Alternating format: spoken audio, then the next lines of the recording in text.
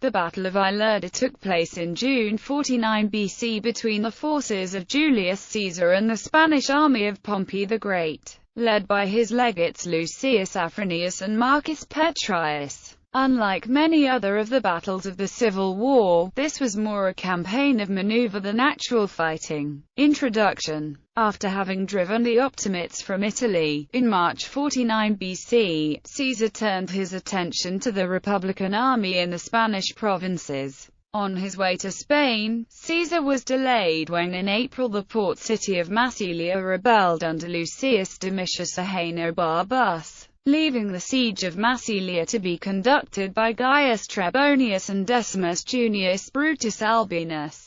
Caesar moved on to Hispania Citeria to reinforce the 3 legions he had sent there as an advance guard under his legate Fabius. The Ilerda campaign. When he arrived on the Spanish border, Caesar was able to seize the Pyrenees passes from the Republicans and march into Spain. Near Ilerda, the Pompeians made camp on a hill and Caesar endeavored to camp about 400 paces from the foot of the hill. While the Pompeians under Afranius threatened to give battle, Caesar declined, but had his first 2 lines of troops form up for battle anyway, while the 3rd line was ordered to dig a wide ditch behind the lines, unseen. As night came, Caesar withdrew his army behind the ditch and spent the night under arms. The next day was spent creating the rest of the ditch and the rampart which would form the defences of Caesar's camp. For this operation, Caesar kept a part of his force on guard. In the midst of the plain there was a portion of rising ground which Caesar wanted to occupy, as he tells it.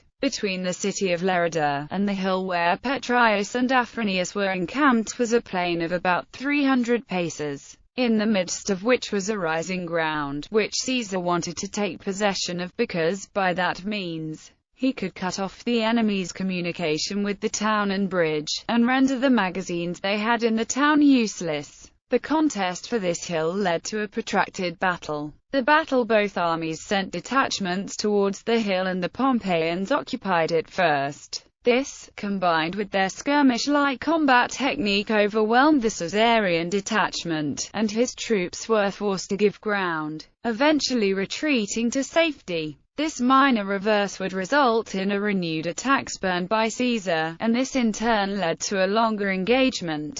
As Caesar tells it, Caesar, contrary to his expectation, finding the consternation like to spread through the whole army, encouraged his men, and led the 9th Legion to their assistance. But the soldiers of the 9th Legion, elated with success, and eager to repair the loss we had sustained, followed the runaways with so much heat that they were drawn into a place of disadvantage, and found themselves directly under the hill where the town stood, whence when they endeavored to retire, the enemy again facing about, charged vigorously from the higher ground. The hill was rough, and steep on each side, extending only so far in breadth as was sufficient for drawing up 3 cohorts, but they could neither be reinforced in flank, nor sustained by the cavalry. The descent from the town was indeed something easier for about 400 paces, which furnished our men with the means of extricating themselves from the danger into which their rashness had brought them. Here they bravely maintained the fight, though with great disadvantage to themselves, as well on account of the narrowness of the place, as because being posted at the foot of the hill, none of the enemy's darts fell in vain. Still, however, they supported themselves by their courage and patience, and were not disheartened by the many wounds they received. The enemy's forces increased every moment, fresh cohorts being sent from the camp through the town, who succeeded in the place of those that were fatigued. Caesar was likewise obliged to detach small parties to maintain the battle, and bring off such as were wounded. The fight had now lasted 5 hours without intermission, when our men, oppressed by the multitude of the enemy, and having spent all their darts, attacked the mountain sword in hand, and overthrowing such as opposed them, obliged the rest to betake themselves to flight. The pursuit was continued to the very walls of Ilerda, and some out of fear took shelter in the town, which gave our men an opportunity of making good their retreat. At the same time, the cavalry, though posted disadvantageously in a bottom, found means by their valor to gain the summit of the mountain, and riding between both armies, hindered the enemy from harassing our rear. Thus the engagement was attended with various turns of fortune. Caesar lost about 70 men in the first encounter, among whom was Q. Fulginius, first centurion of the Hastata of the 14th Legion, who had raised himself by his valor to that rank. Through all the inferior orders, upwards of 600 were wounded.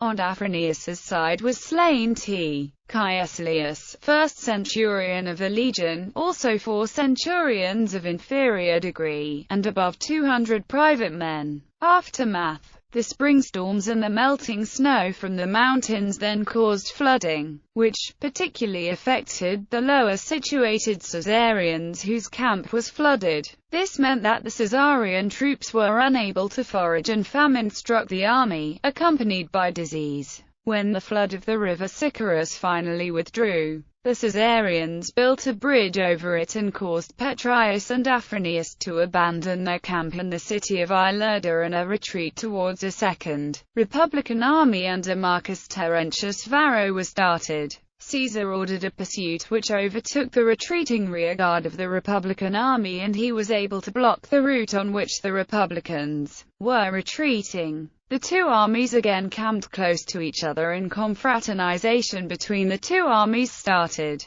Petraius, wanting to stop this confraternization, had the Caesarian soldiers who had wandered into the Republican camp rounded up and killed. After this the Republicans again retreated towards Ilerda, only to become besieged by the Caesarians in their new camp. By July 30, Caesar had completely surrounded Afranius and Petraius's army. On August 2, the Pompeian 5 legions strong army in Ilerda surrendered to Caesar. After the surrender of the Republican main army in Spain, Caesar then marched towards Varro in Hispania Ulterior, who at once without a fight submitted to him and surrendered another 2 legions. After this Caesar left his legate Quintus Cassius Longinus, the brother of Gaius Cassius Longinus, in command of Spain with 4 of the legions, partly made up of men who had surrendered and gone over to the Caesarian camp, and returned with the rest of his army to Massilia and its siege.